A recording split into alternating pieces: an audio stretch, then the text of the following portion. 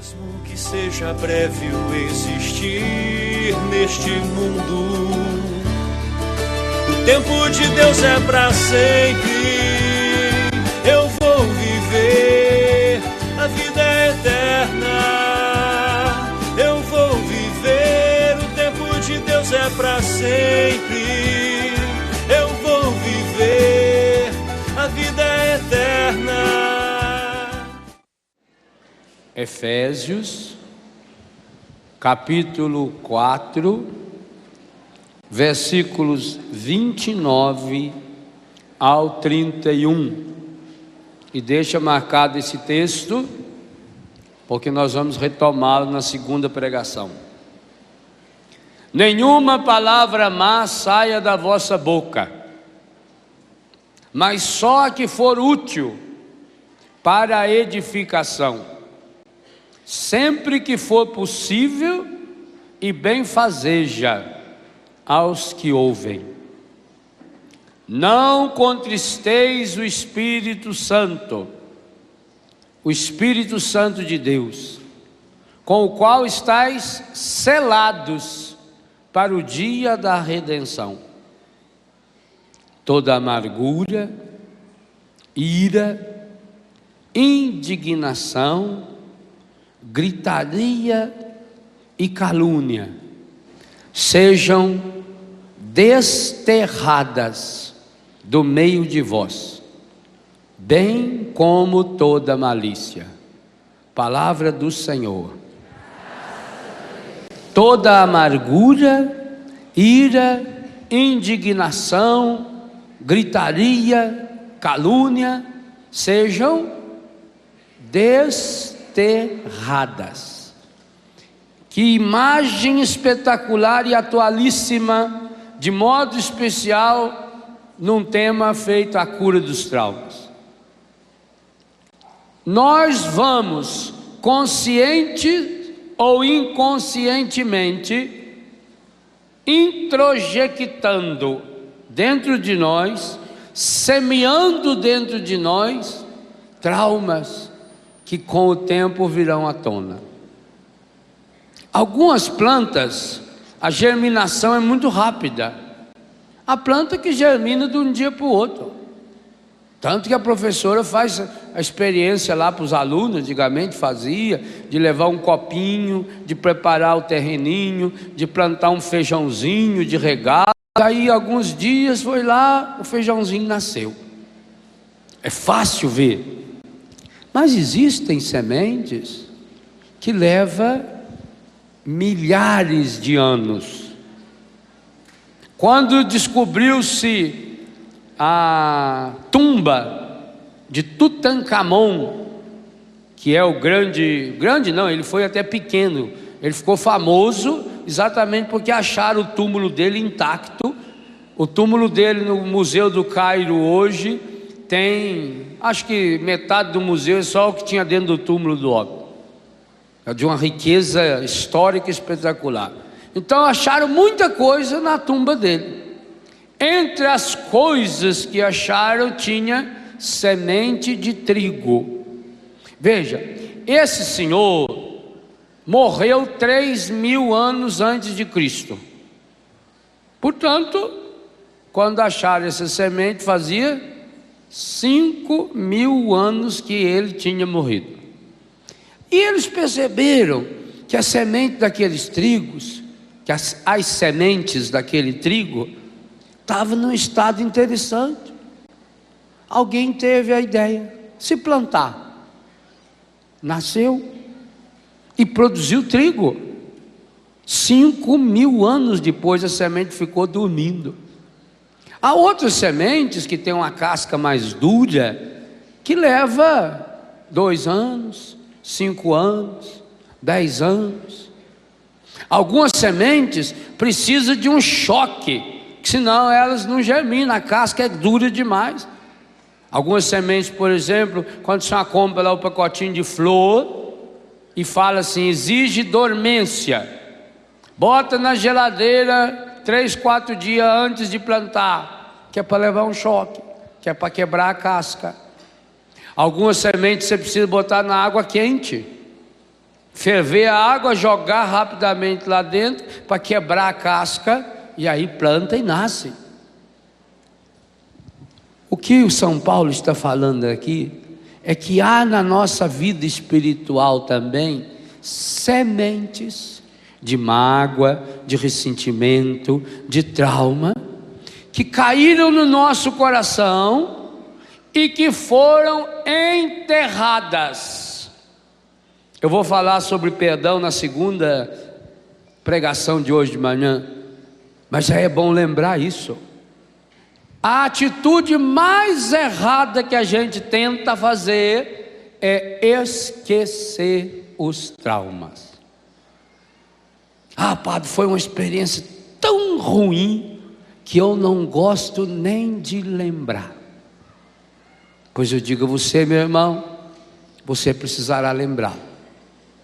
Porque sem a lembrança, a força da lembrança, a lembrança ela é como se fosse um guindaste espiritual, que vai lá no íntimo da memória e traz à tona aquela experiência que, consciente ou inconscientemente, nós gravamos no nosso inconsciente, e que está nos levando para o pecado, já vimos ontem, para as doenças, para as enfermidades e principalmente para os vícios. Hoje eu estou absolutamente convicto: nenhuma pessoa torna-se viciada em nada se não tiver um trauma na origem desse vício. Mesma coisa, nenhuma pessoa torna-se escrava de um pecado, seja ele qual for, se não tiver na raiz desse pecado um trauma, uma experiência de rejeição, por exemplo. Sem isso é impossível. A pessoa passa pelas situações ruins, as pessoas passam pelas situações difíceis, mas ela supera. Quando se instala a doença, quando se instala o vício, quando se estabelece o pecado, criando um mecanismo de pecado dentro de nós, levando-nos a novos pecados, então nós sabemos, é um trauma que precisa ser trazido à tona. Paulo diz que precisa ser desterrado. Agora, desterrar é um processo difícil. Já contei para vocês que quando eu era moleque lá no Biguá, um dos serviços que eu mais gostava era plantar mandioca. Plantar mandioca é a coisa mais fácil que tem, porque o papai, de manhã, a gente ia para a aula, o papai já ia lá para o terreno onde ia ser plantado mandioca e já abria as covas. Cova de mandioca é uma cova larga assim, feita com a enxada, puxa a terra e deixa um montinho de terra aqui do lado. Quando eu chegava da escola, pegava o embornar, em Minas é embornar, em outros lugares é bornal, embornar. Pegava o embornar, já cortado o tamaninho das ramas, papai já deixava prontinho, e a gente chegava lá no serviço, o pai estava lá em cima, continuava fazendo cova. Qual era o sonho da gente? Alcançar o pai. Então a gente começava firme, jogava aqui dentro da cova a rama, já passava o pé, e ó, só isso, e de vez em quando olhava para ver se e o bom é que o pai está ficando cada vez mais perto da gente, né? No instantinho a gente plantava. Uma área de terra desse tamanho aqui era 2, 3 horas está plantada. Aí a gente chegava perto do pai, aí era bom, que aí o pai abria a cova, a gente já plantava. Às vezes a gente sentava um pouco, isso quando o pai não mandava buscar água, atrasava um pouco, né? Que a gente queria ficar perto dele, falava, vai lá buscar uma água fria para nós lá na bica. Aí ia, voltava alegre, aí já tinha um eito de novo, planta tudo. Não tem coisa mais fácil que plantar mandioca. Mas era meu serviço também arrancar mandioca. Minha Nossa Senhora, tinha que arrancar muita mandioca. Lá em casa que é a fiarada toda. Carne a gente comia quando vinha visita. Quer dizer, não era bem carne o que comia, né? Porque a carne mesmo ficava para visita.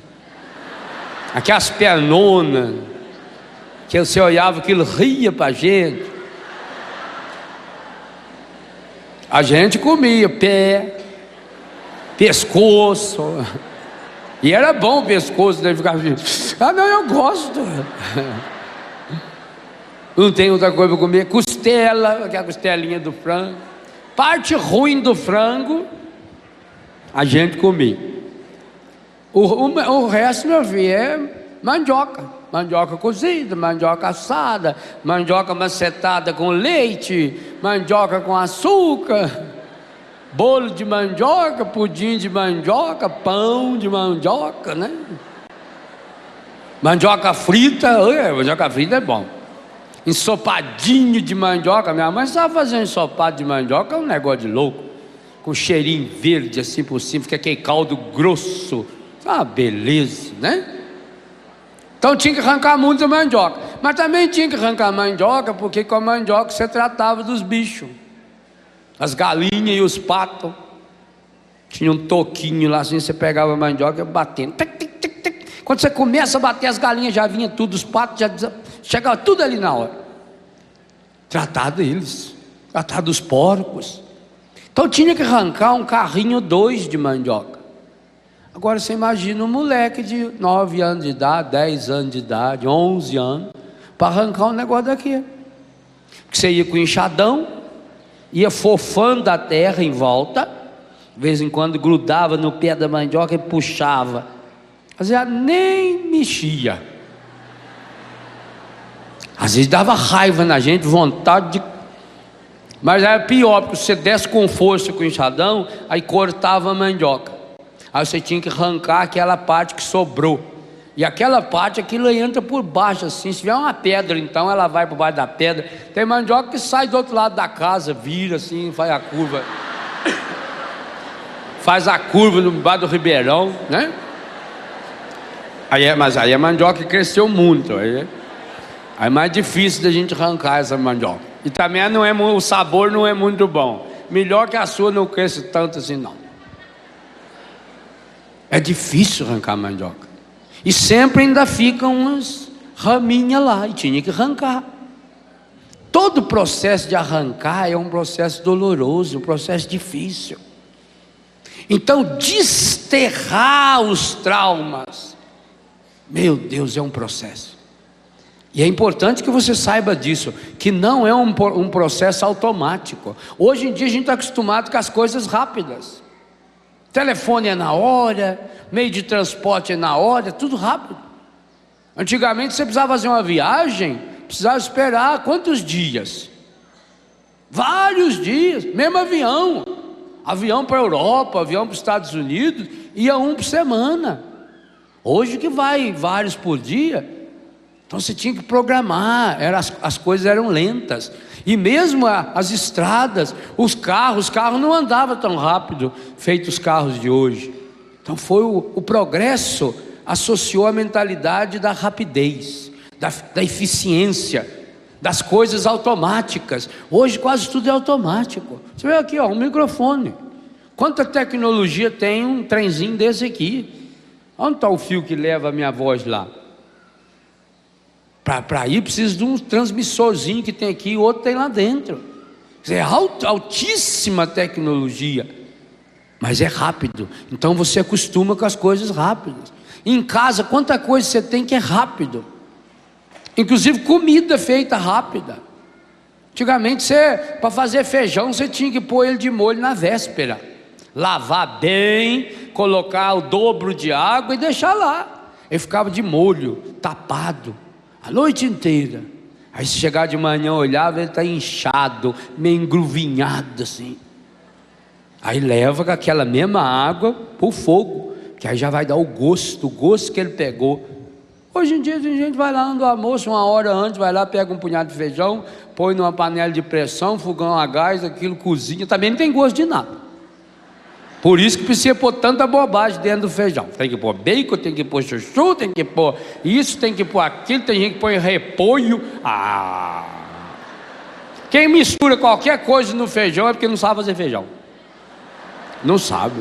Feijão não precisa misturar nada não nele. O bom do feijão é o gosto do feijão. É aquele caldo assim cor de rosa que você espalha por cima do arroz. Nossa Senhora, Brasil.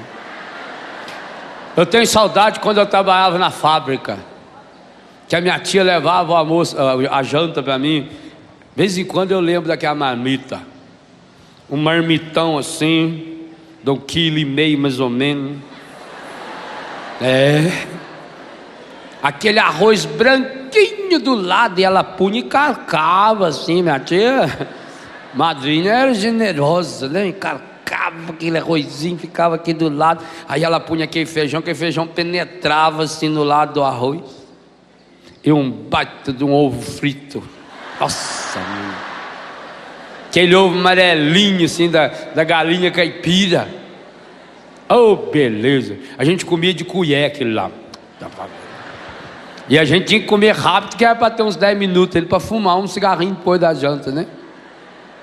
Oh, comida boa. Até feijão antigamente levava mais tempo para fazer do que hoje. Hoje tem fogão a gás, o fogo mantém numa constante. Pior ainda é quando veio hoje o micro-ondas, que aperta um botão e já resolve. Vocês que gostam de ficar tirando retrato aí. Antigamente, para tirar retrato, você tinha que ir na Aparecida do Norte. Era o lugar que tinha, na Praça da Matriz da Aparecida do Norte. Você via aquelas coisas assim, parecia câmera, só que era um saco, que é onde enfiava a cabeça do retratista ali dentro. Quanto tempo levava para vir um retrato? Ou você comprava o retrato dentro daquele binóculo, que ninguém via aquilo, que era fácil, que é só cortar o filme, né? E aquilo lá 2, 3 dias depois já estava pronto.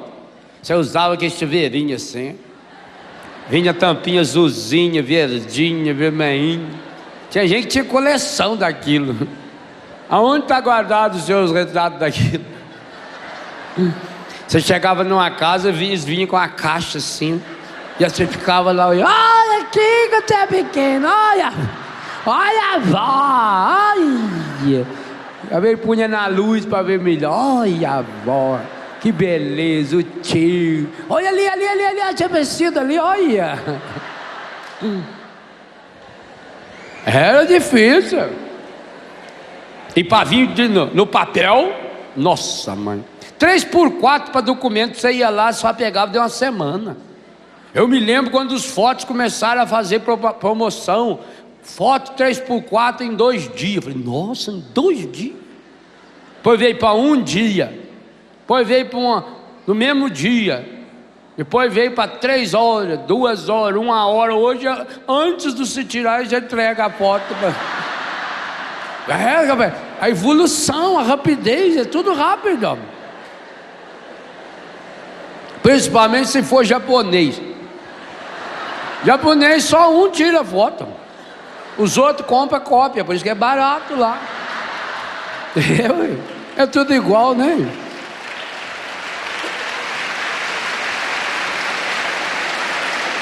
Olha hoje a rapidez de uma fotografia.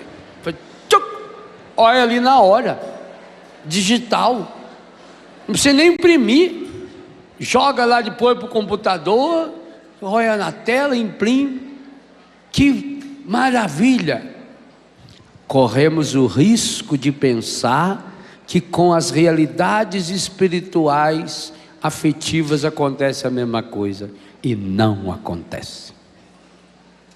Não tem ainda tecnologia digital para tirar, para desterrar os traumas. Não existe. Os traumas só se tira a poder de uma decisão pessoal. E como eu vou falar na segunda pregação, o segundo passo é associar-se a Deus. Mas o primeiro passo, e é nisso que eu vou ficar agora, ele é profundamente humano. Você precisa tomar a decisão de querer meteu o dedo nessa ferida. Eu sei que quando a gente tem uma ferida física, e a ferida afetiva e espiritual é a mesma coisa, o bom seria que não tocasse nessa ferida. Mas a senhora sabe melhor do que eu, que se a senhora não desinfetar a ferida, o problema vai ficar muito maior ainda. Porque além da ferida em si, a sujeira do machucado vai complicar ainda mais. Eu me lembro, eu era moleque, e um dia eu fui buscar a palha de pinheiro ou graveto. Eu era meninão aí, de uns 8 anos, e entrou um pedaço de pauzinho assim, um graveto, também de um prego, entrou entre o meu dedo mindinho e o seu vizinho do pé. Entrou ali. Foi uma dor medonha, em que eu rapidamente tirei, saiu lá o pedaço de madeira, fui na torneira, abri, lavei. Eu já tinha algum senso, e claro, não contei para minha mãe, porque se eu conto para minha mãe era carrasca. Ela tinha um vidro de mertiolate que, nossa senhora, está aparecendo. Aquele vidro de mertiolate que ela tinha, e ela escondia, porque sabia que se não escondesse, a gente quebrava e jogava fora aquele vidro de mertiolate dela. Até o mertiolate antigamente ardia mais. Diz que não pode usar mais, né? Devia voltar a usar, porque aquilo era bom. Principalmente o prazer da gente pôr em alguém assim. E soprava. Não dói não, não dói não. Em mim não dói, dói em você. Então eu não contei para minha mãe. Levantei no dia seguinte, pus o meu verlon, sapato verlon era uma instituição cultural, que era um sapato feito inteiriço, a sola, tudo do mesmo material, uma borracha preta. Ele tinha uns furinhos em cima assim para o pé poder suspirar. Aquilo do calor, ele vai a 58, 59, ele é termostático. Vai ver, não, uma coisa medonha. Sapato de borracha. E eu calcei o meu verlon e fui para a escola. Quando eu vim da escola, a mamãe achou que eu estava brincando, porque da porteira até lá em casa eu subi de 4. Mas por que será que ele está brincando disso? Demorei para chegar. Mãe viu na janela. E eu entrei e fui para o quarto. E lá eu tirei o sapato. Minha Nossa Senhora. Quando a minha mãe viu, ela achou que ia ter que cortar o pé fora. O meu pé era preto. Tinha infeccionado tudo. Era uma coisa imensa de inchado. E para tirar de dentro aqui, aparentemente não tinha mais sujeira nenhuma, mas ficou uma casca lá dentro. Olha, eu fiquei mais de 1 ano curando o pé. Mais de 1 ano. Até um dia que, ajudando o papai a serrar um tronco lá numa madeira, caiu coisinha em cima, onde tinha uma bola que não tinha desaparecido, e aquilo furou e começou a sair restos de madeira. Mais de 1 ano, e eu lavei. Assim acontece com os traumas. Trauma é aquilo que traumatiza. É como mágoa. O povo também fala em mágoa quando maceta o dedo, por exemplo. Magoei o dedo aqui, levei uma martelada no dedo. Isso é a mágoa. Isso é o trauma, é aquilo que traumatiza, é aquilo que na hora machuca, é aquilo que na hora fere, e você joga terra por cima, porque é mais fácil jogar terra por cima, é mais fácil você cobrir com o esquecimento, é mais fácil você cobrir com deixa para lá, isso passa, mas não passa. Antigamente a mãe falava quando a gente machuca, quando casar, sara.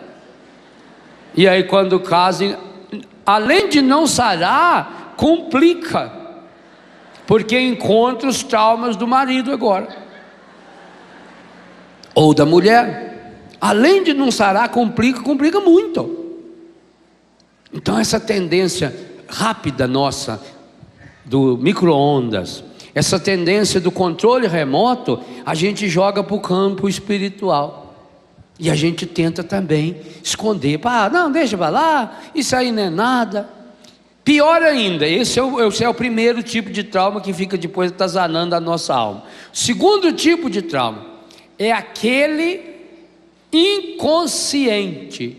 Você não sabe ou não tem consciência de que aquela experiência traumatizou. O sentimento de rejeição, tanto faz se for real ou uma rejeição imaginária, ou uma rejeição secundária. O que é a rejeição primária? Rejeição primária é quando a criança foi efetivamente rejeitada, ou no seio da mãe, ou no nascimento, ou na infância. Ou também tem as rejeições que vão acontecendo ao longo da vida. Efetivamente, sabe que o pai não gosta, sabe que a mãe não queria, sabe que não foi desejada. Isso é efetivo, é real. Mas existe também uma que é real, inconsciente. Por exemplo, o pai disse para o menino, segunda-feira de tarde, terça-feira de manhã, disse para ele assim: meu filho, sábado que vem nós vamos fazer um passeio na montanha. E o menino começa a se preparar. Primeiro começa a se preparar mentalmente. Ele deita e ele já fica imaginando. A coisa que o moleque mais quer está com o pai dele. Moleque aí de 7, 8 anos, 10 anos de idade. Nossa, é o herói dele. Então ele começa a preparar aqui na cabeça. Quando chega ali para quarta, quinta-feira, até pela ansiedade, o moleque começa a preparar as coisas. Ele vai lá, pega a botina que ele tem guardado, já dá uma ajeitada na botina, ele separa a roupinha que ele vai usar, ele já vai lá, pega a mochila. Na sexta-feira ele já deixou tudo pronto. Na sexta-feira ele não consegue nem dormir direito, ele está virando na cama. O pai dele chega, vai dormir. O menino, tão entusiasmado, levanta 4:30 da manhã. Ele que não gosta de levantar cedo, está acordado. Acordado, já vai no banheiro, já lava a cara, já penteia o cabelo, com aquele jeito dele assim, que faz aquele caminho de rato no meio, fica escorrido para cá assim, parece que passou Gomex. O rapazinho está prontinho, põe a mochila nas costas e entra no quarto. Pai, vou! O pai está dormindo. Aí acorda, vamos aonde, meu filho?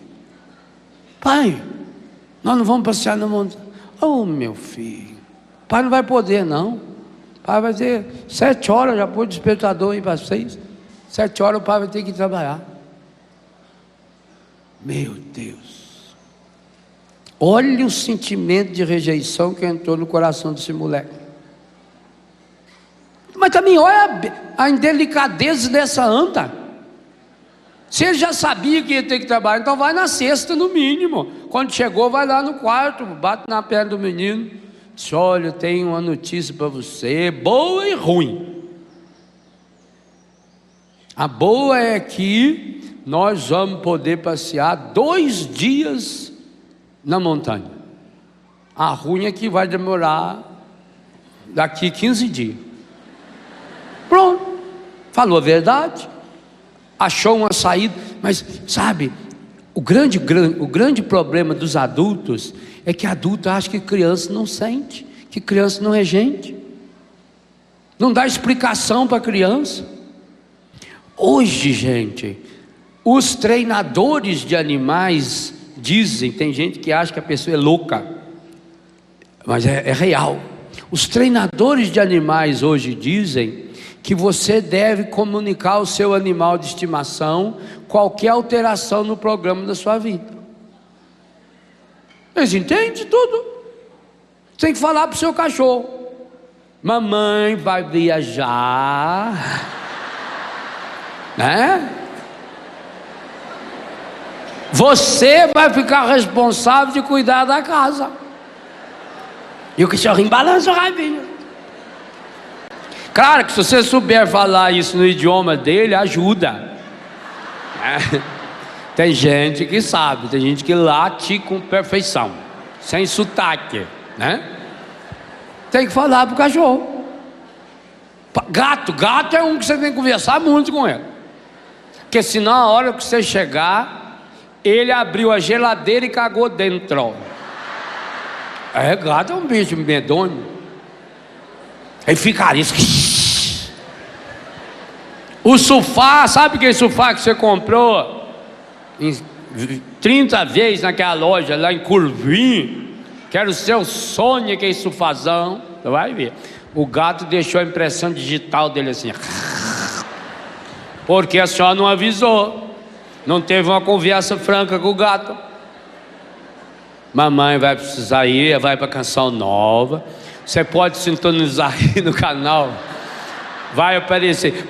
Eu já notei que tem gente que conversou com o gato em casa, que a hora que a câmera está do lado dele, fica fazendo assim. É bobagem ficar fazendo isso, porque o controle lá embaixo vem e corta aquela câmera e joga a imagem para outra. Então, não sai dali de baixo, aqui em cima, reta aí. Dali para frente não vai. Só um descuido lá da chefia lá embaixo que vai. Você imagina ficar. Ainda mais quando a pessoa é feia. Quando a pessoa é feia, eu já proibi. No meus acampamentos, não deixa fruir a imagem de feio, que isso assusta a pessoa do outro lado, né? Então você avisa o gato: mamãe vai na Canção Nova. Se você estiver rezando, comportado, ele vai aparecer você na televisão, alegre, aí parece. Agora fica fazendo assim, não parece. E tem uns que ainda levantam a faixa. A faixa só atrapalha. Aí que corta de uma vez. Não aparece de jeito nenhum. A câmera está lá, assim, olhando, você está achando que está em você, mas é essa que está filmando, ou é aquela lá. Tem opção de câmera aí, eles são técnicos, eles são profissionais, né? Então isso que tem que avisar bicho. Se tem que avisar bicho, e avisar a gente então?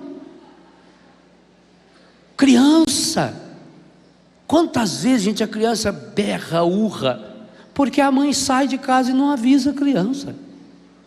A criança entende tudo. Ela não fala a linguagem sua ainda, mas emocionalmente, as necessidades das crianças, do adolescente, do jovem, do adulto e do idoso são as mesmas. E aliás, esse é muito importante também, porque tem gente que quando fala nos traumas, pensa só em criança, pensa que só tem trauma dentro da barriga da mãe.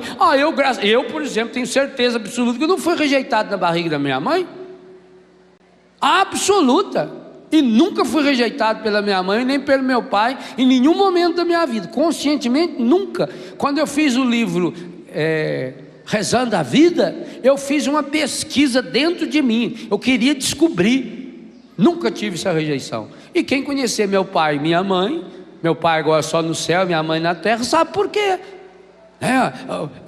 Aquela capacidade de amar que eles têm, o amor pelos filhos, a dedicação pelos filhos, são pessoas santas, pessoas que se mataram a vida inteira, se dão a vida inteira para ver a alegria do outro filho, não só os filhos da carne, não, todos aqueles que foram se juntando na família, os amigos, etc.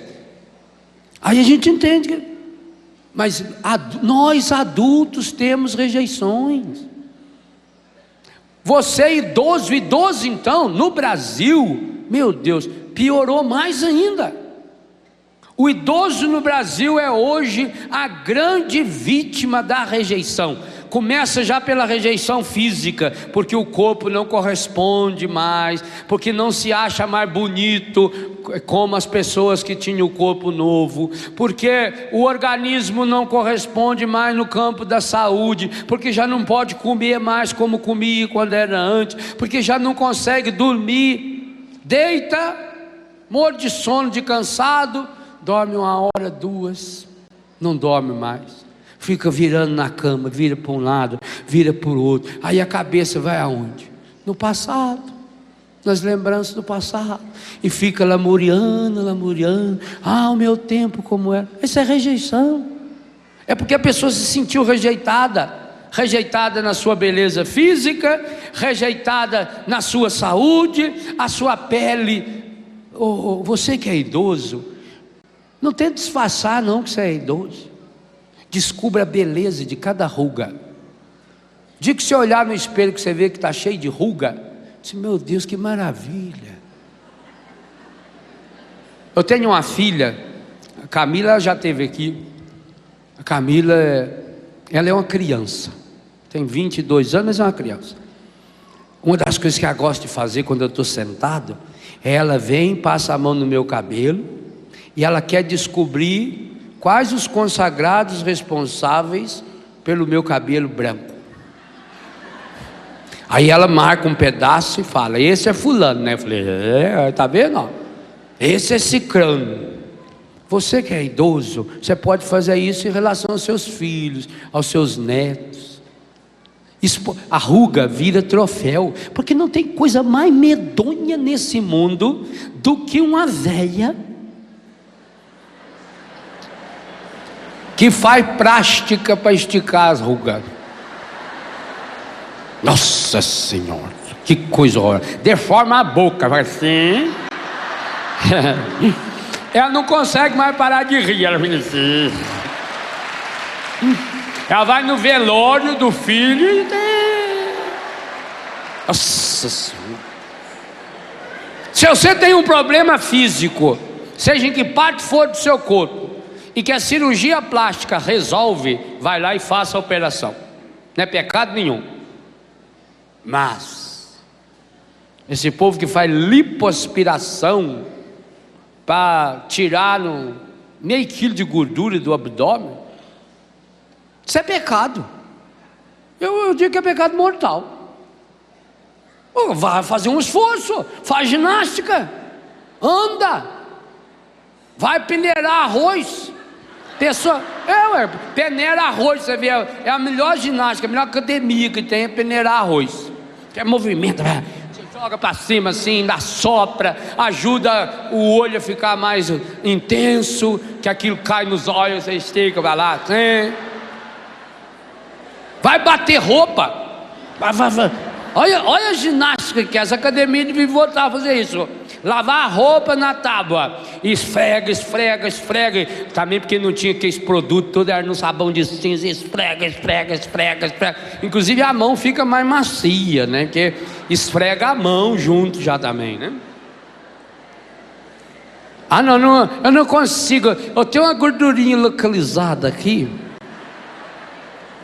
Eu uma vez falei para uma moça que me procurou para orientar, padre, eu tenho uma gordurinha localizada aqui, e não amei de eliminá-la. Eu disse, minha filha, o problema seu é que a sua verdadeira gordura está localizada no cérebro. Ali aonde entra a questão do pensamento, é naquela área ali, que essa gordura criou uma barreira entre o pensamento e o resto. O seu pensamento está completamente isolado. Se você não conseguiu controlar até agora, vai controlar daqui para frente? Você vai fazer essa lipo, vai tirar ali esse meio litro, vai voltar. Você tem que descobrir o que tem que mudar no seu comportamento. Vai ser mais lento? Vai ser mais lento, sim. Talvez você vai levar 1 ano para ele. Mas é que eu quero ir para a praia agora mês que vem. Então vai de maiô. É duro, é difícil. Trauma é assim. Então estabeleceu. Você que tem os traumas da idade, vamos eliminar esses traumas. Como? Aceitando aquilo que você é. Isso aqui é um segredo número 1 para você ainda, antes de entrar na parte espiritual, que nós vamos refletir daqui a pouco. Mas que é um segredo para você. Em primeiro lugar, aceite-se do jeito que você é hoje. Sem isso não há transformação. Aceite-se do jeito que você é hoje. Primeira coisa a fazer. Porque se você não se aceita, você não se ama. Quem não se ama não se cuida, porque o cuidado, nós sabemos, é difícil, o cuidado é doloroso, o cuidado é um processo. Então o primeiro passo é humano: aceite-se. Eu me aceito, eu me assumo. Faça a oração do espelho. No meu livro Rastros de Deus tem um capítulo sobre isso, na sala do espelho. Então aceite-se. Pega um espelho. Se você tiver um espelho grande no seu quarto, que você possa sair, por exemplo, do banheiro. Você sai do banheiro e vai trocar roupa no quarto. No seu quarto, com a porta fechada e a janela também, você pode ficar completamente nu.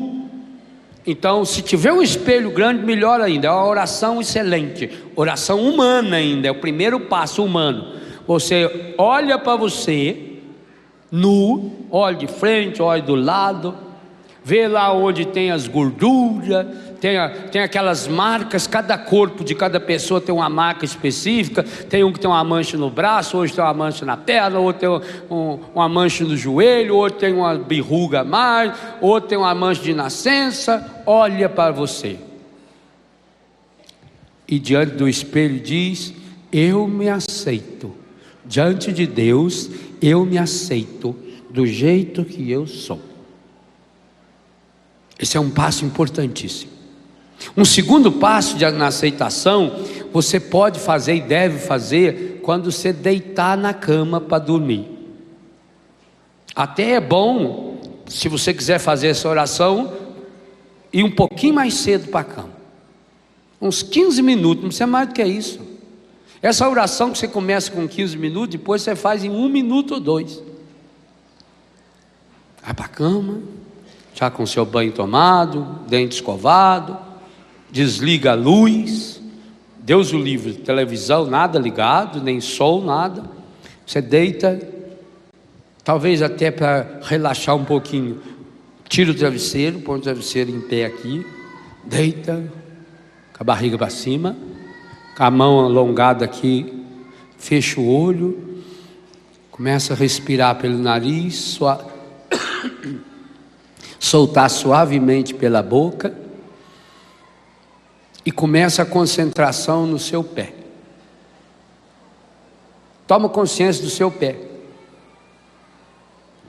Lembra como é que é o seu pé, porque às vezes você passa o dia inteiro e não lembra do pé. O pé é o órgão do corpo que mais sofre. Olha o peso que ele carrega o dia inteiro, olha a pressão que é, olha o sistema de mola do pé. Qual é carro que aguentaria ficar a mais alta tecnologia no automóvel? Qual é o carro que aguentaria ficar feito você 30, 40, 50, 80 anos aguentando o mesmo peso todo dia? Para você fazer uma ideia do peso que o seu pé aguenta, é muito simples. Você pega o seu peso e multiplica por 10. Esse é o peso que o corpo exerce no pé quando você anda. E se você correr, multiplica por 100. Já pensou? Você tem 80 quilos, está aí uns 35 acima do peso normal. 80 quilos, quando eu ando, 800. Quando eu corro, 8.000. Por isso que faz tanta propaganda de tênis que absorve impacto, tênis que vem com freio ABS, com refrigeração automática, com coçador de frieira. Já vi tudo essas coisas. Porque é o pé. Por isso que as crianças têm aquele tênis enorme, que inclusive tem luz de freio, luz de ré, que ela acende quando a pessoa arranca. Coisa fica. Tem tênis que você compra aí também, que se amputar o pé e pôr outro pé, fica mais barato. É tênis de R$700, R$800, R$1.000. É pecado comprar, viu? É pecado. Pecado mortal. A mãe que chega no Natal agora vai dar um tênis desse. Por isso que você está off financeiramente na porcaria. Onde você viu? O menino no Natal quer ganhar um tênis de R$400. Quer? Vai ficar querendo. Olha que lindo, você quer, quero. Que bom, continue querendo. Não passa do querer. Ué, A criança quiser dirigir o carro, a mãe deixa? A criança quiser meter a mão no fogo, a mãe deixa? Não. Então, a criança quiser tênis caro também, não deixa. Isso é só um exemplo, agora é uma sugestão já de presente de Natal.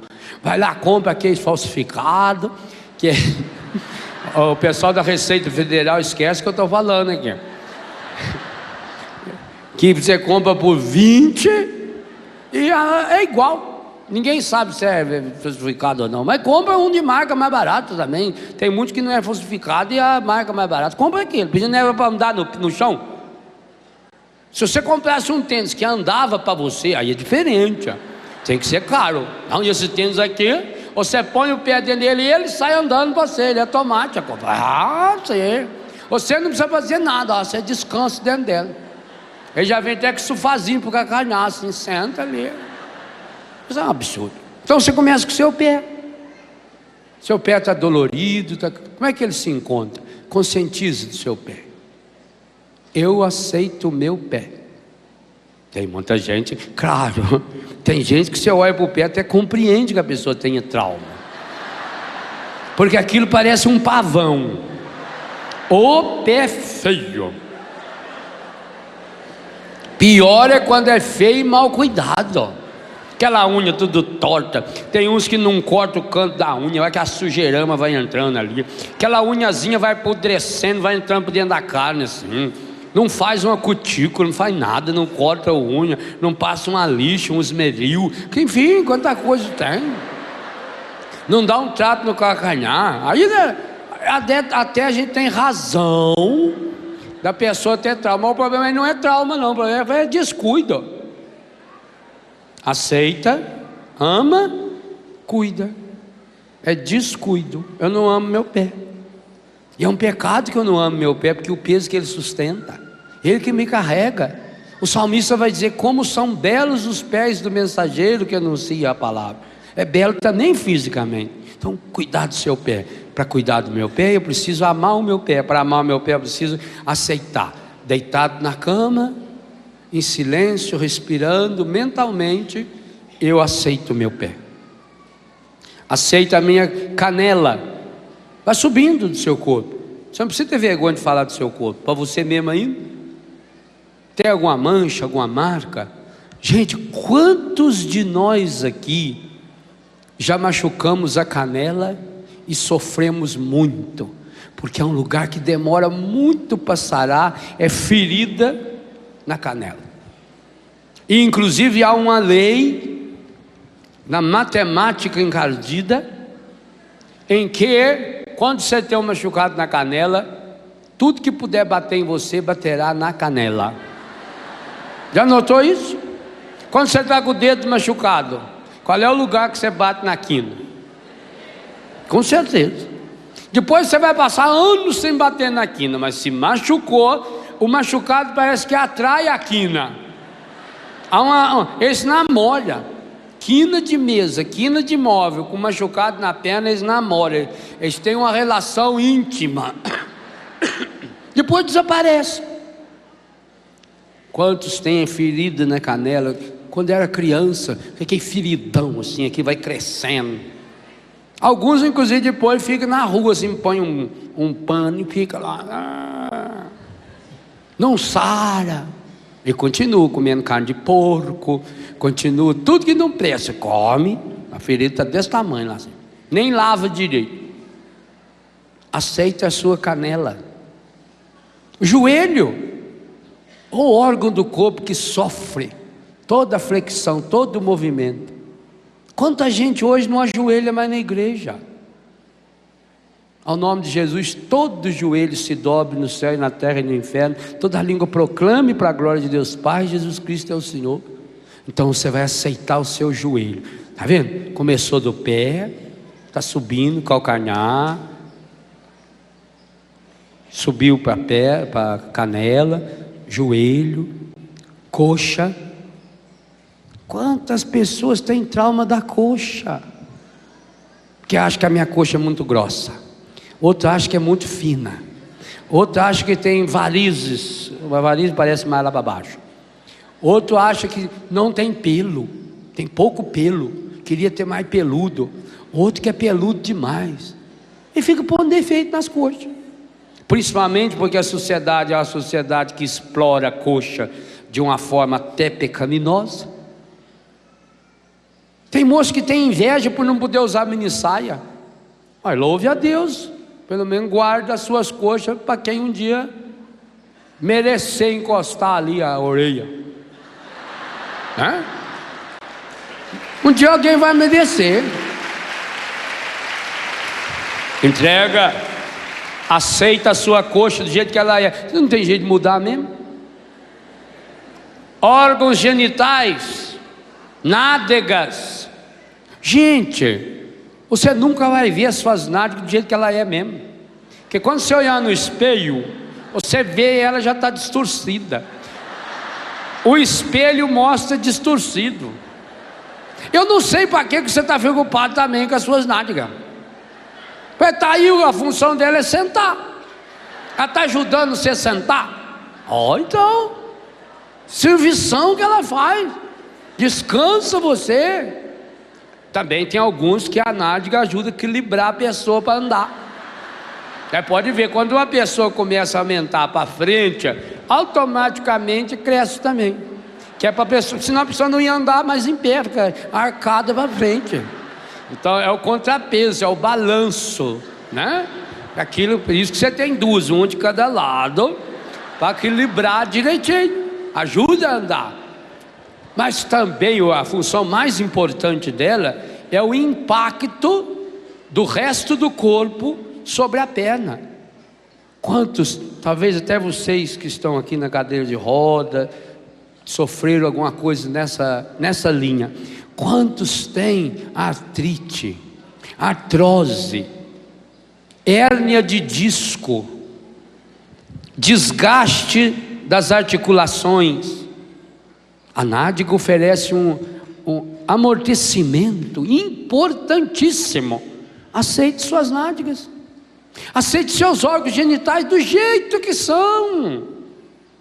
Deixe de ser besta, para que ficar sofrendo, para que ficar acreditando essas propagandas de televisão. Eu não sei também por que a polícia nessa hora não prende todos eles, porque é enganosa, a ciência sabe disso, que fica falando, se você comprar um aparelho tal, o órgão sexual aumenta, e a gente acredita. Tem um monte de gente que acredita numa imbecilidade dessa, como se fosse tamanho não resolve nada, gente. Aliás, hoje a tecnologia está diminuindo tudo. Significa que você já é tecnologicamente, você já é evoluído, entendeu? Por isso que você não precisa mais de que microfone enorme. Microfone pequenininho, ajeitadinho, né? Agora você tem que aceitá-lo, porque aceitando você ama, amando você cuida, e você tem que cuidar dos seus órgãos genitais. Está lá no livro Sede Fecundos. Você já leu o livro Sede Fecundos? Meus Sentimentos, o livro mais esperado que eu já escrevi. Você não leu ainda? Aproveita, lá eu falo desses detalhes. Aceite os seus órgãos genitais do jeito que você é. Principalmente é muito importante nessa oração que você está fazendo deitado na cama, para eliminar os traumas da sexualidade. Pode fazer um acampamento inteirinho sobre cura dos traumas da sexualidade. Não dá conta ainda de resolvê-los. São muitos, os mais variados. A começar disso, do visual, né, do tamanho do órgão, que a pessoa começa a se sentir inferior, começa a se sentir menos homem, começa a se sentir menos mulher. Começa a introjectar ideias estragadas na cabeça, e daí parte para um desequilíbrio de uma relação homossexual, porque lá na infância teve experiência. É muito comum, gente, a criançada, principalmente do interior, mas também na cidade, descobrindo o corpo, começa a se comparar ao corpo, e brincar, e tocar nos órgãos genitais, uma criança tocar no órgão genital da outra. Isso é uma coisa natural. Quando a mãe vê ou descobrir, é claro que a mãe vai ter que corrigir para ensinar o que é correto, mas tem que fazer isso de um modo natural. Então, Deus o livre, não justifica você vai para os infernos porque isso é pecado. Não fala em pecado para criança, pelo amor de Deus. Qual é a ideia que a criança tem de pecado? Isso vai contra a doutrina da igreja. A doutrina da igreja fala que para algo ser pecado mortal, tem que ter vontade, tem que ter liberdade, tem que ter conhecimento. A criança não tem. Tem gente que faz um mal imenso para a criança, achando que está fazendo um bem. Não, porque eu sou muito católica, eu não admito que o meu filho de 7, 8 anos brinque nos seus genitais. Eu não admito, mas ele vai brincar. Ao que estiver lá no banheiro, ao que estiver no quarto, ele vai brincar, é natural, dá uma coceira. Bicho tem isso, cachorro faz isso, cavalo faz isso, é natural. Você tem que orientar e dizer que é um órgão importante, na linguagem dele, na linguagem que ele compreende, que ele tem que se guardar. Então aí você vai explicando direitinho, mas pelo amor de Deus, não associe pecado, mesmo quando você descobrir algo pior ainda. Você descobriu que o seu filho, a sua filha de 6 anos, 8 anos de idade, estava lá num quartinho, ou estava lá no mato, brincando de sexo com outra criança. Ainda assim, pelo amor de Deus, não fale em pecado com essa criança. É um absurdo que você faz, porque a criança, a consciência dela já acusou. Consciência sacrária inviolável, criança já está brotando. A igreja falava antigamente dos 7 anos, a idade da razão. Mas a própria igreja, quando falava dos 7 anos, acreditava, e ainda hoje acredita, que com 7 não está estabelecida, não. Tanto que com 7 começa a preparação de catequese, mas a primeira comunhão só vem lá para os 10, 11, 12. Não é assim? A igreja está percebendo isso. Então que precisa amadurecer. Claro, quando o problema estiver com uma criança de 10 anos, 11 anos, 12 anos, aí já precisa. Mas também não é hora de enfiar pecado. Aí já precisa de uma intervenção mais séria, de uma firmeza maior. Se for o caso, até fazer com que a criança não se relacione mais com aquela pessoa. Aí é outra história. Aí já precisa de uma ação, tanto menino como menino. Então faça essa oração com seus órgãos genitais. Agradeça do jeito que eles são, aceita. Você não vai pedir para mudar nada, porque não tem como mudar. Mesmo que seja breve o existir neste mundo, o tempo de Deus é para sempre. Eu vou viver a vida eterna. Eu vou viver, o tempo de Deus é para sempre.